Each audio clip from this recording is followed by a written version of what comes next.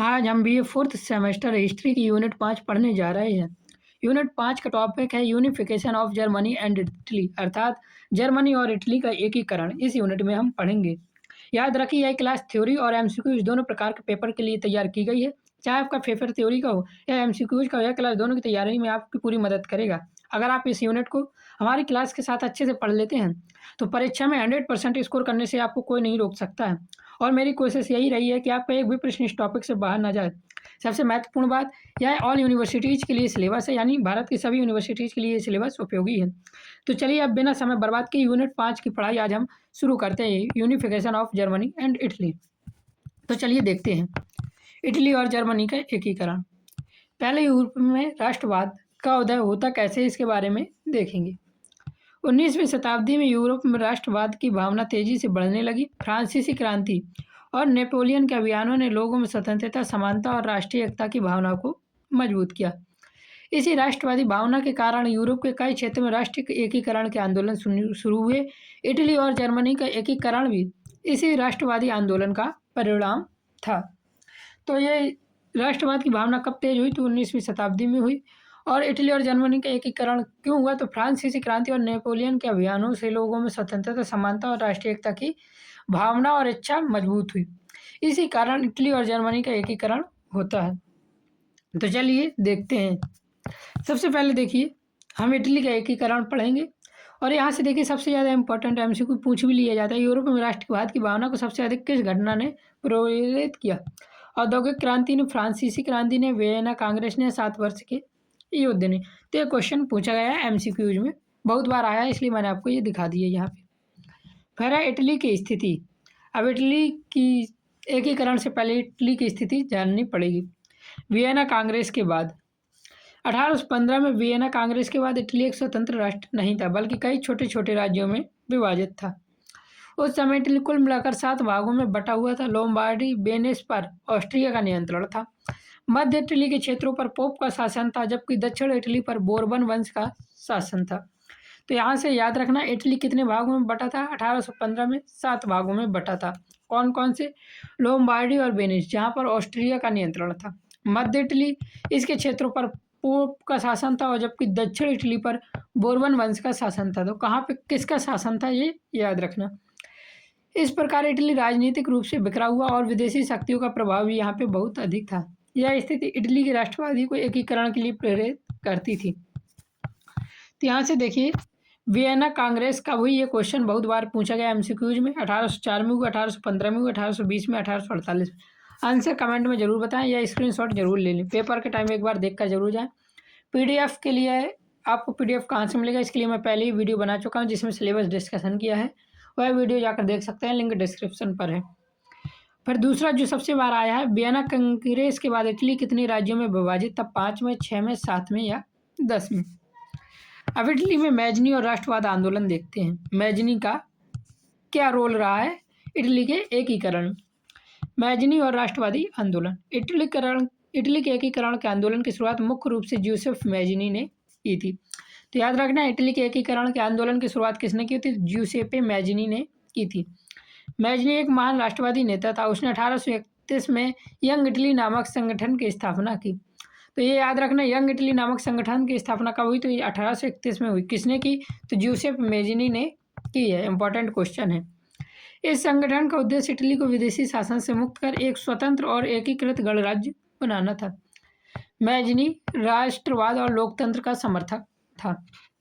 उसने युवाओं को एकजुट कर इटली के एकीकरण के लिए प्रेरित किया। तो इटली के एकीकरण के लिए किसने प्रेरित किया? मैजनी ने प्रेरित किया था। हालांकि मैजनी के प्रयास तुरंत सफल नहीं हुए, लेकिन उसके विचारों ने इटली में राष्ट्रवाद की भावना को मजबूत हुई। कोई भी आंदोलन शुरू होता कोई एक व्यक्ति उसे घसीट कर नहीं ले जाता है, उसमें कई लोग आते हैं, कई लोगों का अपना अपना योगदान होता है। तो यहाँ पर भी प्रयास तुरंत सफल तो नहीं हुआ मैजनी का, लेकिन इटली में राष्ट्रवाद की भावना और उसके विचार क्या हो गए? मजबूत हो गए थे। तो यहाँ से देखिए बार बार जो एमसीक्यूज में क्वेश्चन पूछा गया है वह है यंग इटली संगठन की स्थापना किसने और कब की? काउन ने 1820 में, गैरीबाल्डी ने 1831 में, मैजनी ने 1848 में, विक्टर इमैनुअल ने 1860 में। तो यहाँ से देखिए ऑप्शन थोड़ा गलत है, क्योंकि मैजनी ने की थी कब? 1831 में की थी ना। हाँ, 1831 में की थी, ऑप्शन में थोड़ी दिक्कत है। तो मैजनी ने 1831 में की थी, इसका बी और सी गलत, थोड़ा-सा टाइपिंग मिस्टेक है। और यहाँ मैं जितने भी थ्योरी पढ़ा रहा हूँ उससे एमसीक्यूज़ क्वेश्चन जहाँ-जहाँ मैं बता रहा हूँ सब आएँगे, और जो मैं एमसीक्यूज़ आपको दे रहा हूँ ये मोस्ट रिपीटेड है, इसलिए मैंने यहाँ रख लिए। इटली के एकीकरण में महत्वपूर्ण भूमिका काउंट कावर ने निभाई। तो महत्वपूर्ण भूमिका किसने निभाई? काउंट कावर ने। सार्डिया पिडमोंट राज्य का प्रधानमंत्री था कौन? काउंट कावर। कहाँ का प्रधानमंत्री था? सार्डिया पिडमोंट राज्य का प्रधानमंत्री था। कावर एक कुशल राजनीतिक और कूटनीतिज्ञ था। कावर गणराज्य के बजाय संवैधानिक राजतंत्र की स्थापना चाहता था। उसने कूटनीति के माध्यम से इटली का एकीकरण का प्रयास किया। 1858 में उसने फ्रांस में सम्राट नेपोलियन तृतीय के साथ प्लम्बियर्स की गुप्त संधि की।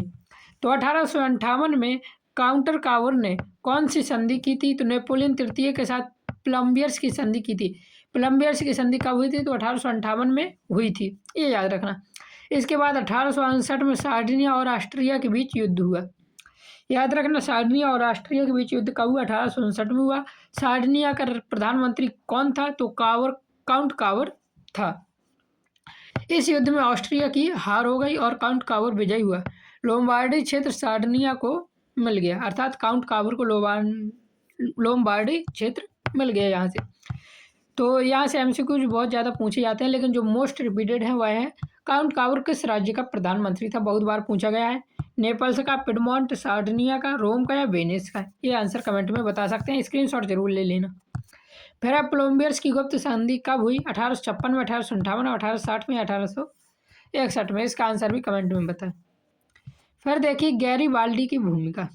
दूसरे नाम आता है गैरीबाल्डी, जो कि इटली के एकीकरण के तीसरे नेता होते हैं। इटली के एकीकरण में तीसरे महान नेता ज्यूसेप्पे गैरीबाल्डी थे। पूरा नाम याद रखना क्या था? ज्यूसेप्पे गैरीबाल्डी। गैरीबाल्डी एक महान सैनिक और क्रांतिकारी नेता था।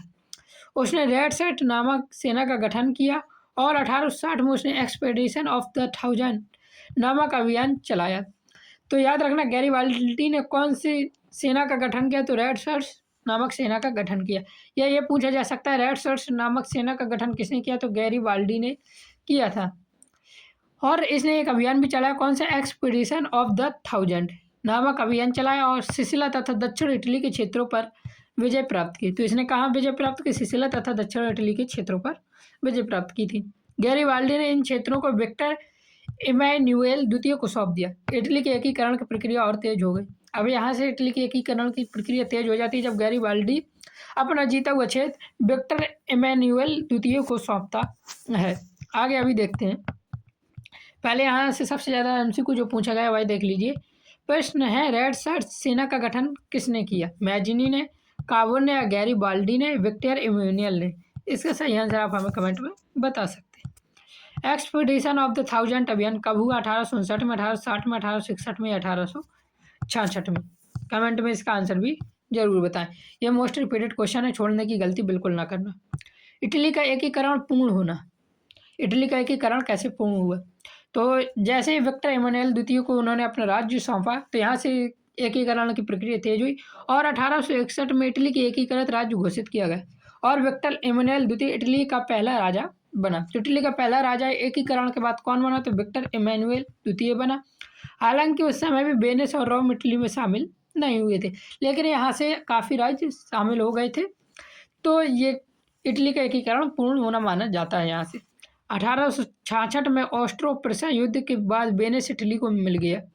तो वेनिस इटली को कब मिला? तो याद रखना वेनिस इटली को 1866 ईस्वी में मिला था। इसके बाद 1870 में रोम इटली में शामिल हो गया। 1871 में रोम इटली की राजधानी बना दिया गया।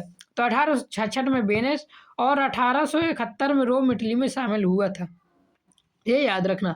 और इटली की राजधानी कौन बना था? तो इटली की राजधानी रोम बना था बाद में। ये 1871 में रोम को इटली की राजधानी बना दिया गया। और ये मिला कब था? तो 1870 में मिला था। मैंने 1871 बोल दिया, गलती। इस प्रकार 1800 तक इटली का एकीकरण पूर्ण हो गया। तो 1870 में इटली का एकीकरण पूर्ण हो गया। हालांकि माना जाता है 1861 में भी एकीकरण पूर्ण हो गया था, लेकिन जब दोनों ऑप्शन हो तो 1871 या 70 वाला ही ऑप्शन लगाए। प्रश्न है इटली को एकीकृत राष्ट्र कब घोषित किया गया? 1859 में, 1860 में, 1861 में, 1870 में। ये घोषित करने वाली तारीख है, अच्छे से आंसर दें। फिर इटली का पहला राजा कौन बना? गैरिबाल्डी, मैजनी, विक्टर एमुनुएल द्वितीय या काबुल? इसका आंसर भी कमेंट में बता सकते हैं। कमेंट में ना बताएं तो स्क्रीनशॉट जरूर ले लें एक बार। पीडीएफ के लिए आप हमारे टेलीग्राम से जुड़ सकते हैं। प्रश्न, रोम इटली में कब शामिल हुआ? 1861 में, 1866 में, 1870 में, 1875 में? याद रखना ये। फिर आता है जर्मनी की स्थिति। अब इटली का एकीकरण समाप्त होता है और अब हम पढ़ेंगे जर्मनी के एकीकरण की बात। जर्मनी का एकीकरण कब हुआ, कैसे हुआ, ये जानेंगे। तो इटली की तरह जर्मनी भी लंबे समय तक एकीकृत राष्ट्र नहीं था। 1815 में वियना कांग्रेस के बाद जर्मनी को जर्मन कॉन्फेडरेशन नामक संघ में संगठित किया गया था, जिसमें 39 राज्य शामिल थे। तो जर्मन कॉन्फेडरेशन नामक संघ में कितने राज्य शामिल थे? 39 राज्य शामिल थे, याद रखना। इन राज्यों में सबसे शक्तिशाली राज्य प्रुसिया था। धीरे धीरे प्रुसिया जर्मनी के एकीकरण का केंद्र भी बन गया। तो ये देखिए एमसीक्यू बार बार पूछा गया। 1815 में जर्मन कॉन्फेडरेशन में कितने राज्य थे? 30, 35, 39 या 45? आंसर कमेंट में बताएं। बिस्मार्क का क्या योगदान है जर्मनी के एकीकरण में, ये देखते हैं। जर्मनी का एकीकरण मुख्य श्रेय ऑटो वॉन बिस्मार्क को जाता है। वह प्रुसिया का प्रधानमंत्री अर्थात चांसलर भी बनता है, मतलब था। बिस्मार्क का मानना था कि जर्मनी का एकीकरण भाषणों या प्रस्ताव से नहीं बल्कि युद्ध और शक्ति से होगा। ये बिस्मार्क की अपनी सोच थी। इसी कारण उसकी नीति ब्लड एंड आयरन के नाम से प्रसिद्ध हुई।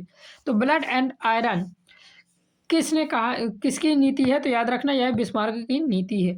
उसने व्यवहारिक राजनीति यानी रियल पॉलिटिक्स के माध्यम से जर्मनी के एकीकरण की योजना बनाई। अब आगे देखते हैं। जर्मनी के एकीकरण का मुख्य श्रेय किसे दिया जाता है? विलियम प्रथम को, बिस्मार्क को, मैजनी को या गैरिबाल्डी को? आंसर कमेंट में बताएं, स्क्रीनशॉट जरूर ले लेना।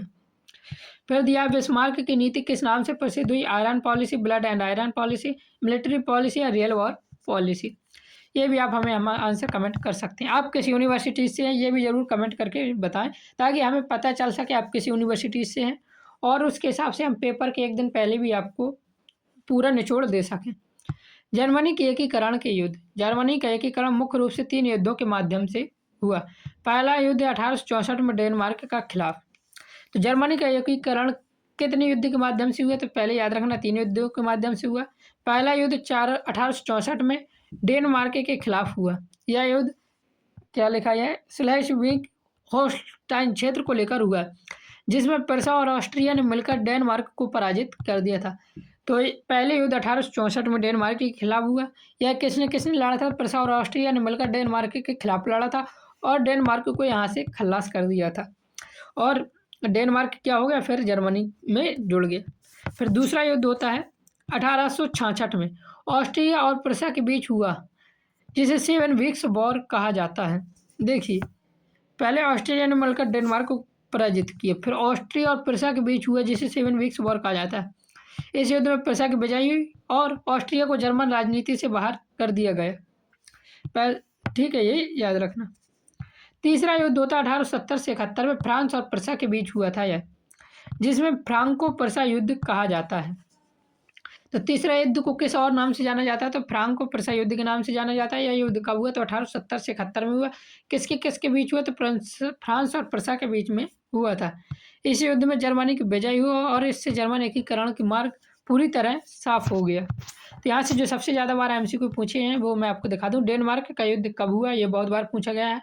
और 7 वीक्स वॉर कब हुआ? ये क्वेश्चन भी बार बार पूछा गया है। अब देखिए दिया हुआ फ्रैंको पर्शियन वॉर कब हुआ? ये भी हुआ था, अभी मैंने आपको बताया था 1864 में, 1866 में, 1870 से 71 में, 1875 में। कमेंट में आंसर इसका जरूर बताएं। अब बात आती है जर्मन समाज की स्थापना। फ्रांस की हार के बाद 1871 में जर्मन समाज की घोषणा की गई।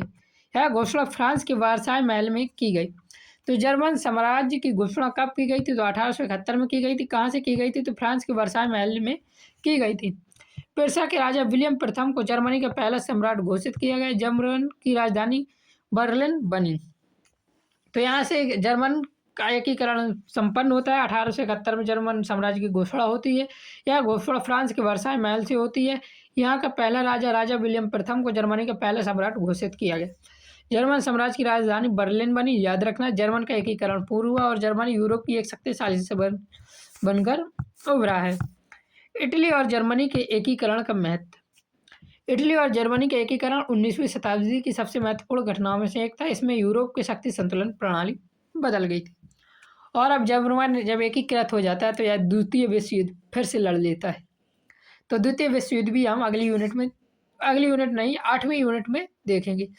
6वीं यूनिट में प्रथम विश्व युद्ध देखेंगे, 8वीं यूनिट में द्वितीय विश्व युद्ध के बारे में हम देखेंगे और 7वीं यूनिट में रूस की क्रांति भी देखेंगे। इन घटनाओं ने राष्ट्रवाद को और अधिक मजबूत किया और आधुनिक यूरोप के निर्माण में महत्वपूर्ण भूमिका निभाई।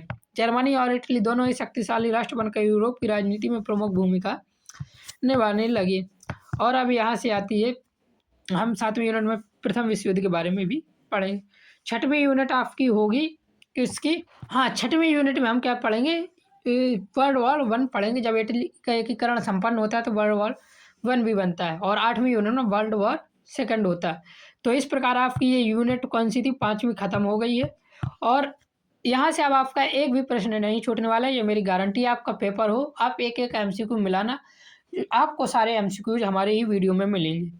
तो चैनल पर नए हो तो सब्सक्राइब जरूर कर देना। वीडियो समझ आ रही हो तो लाइक भी जरूर करना। जय हिंद, जय भारत, राधे राधे।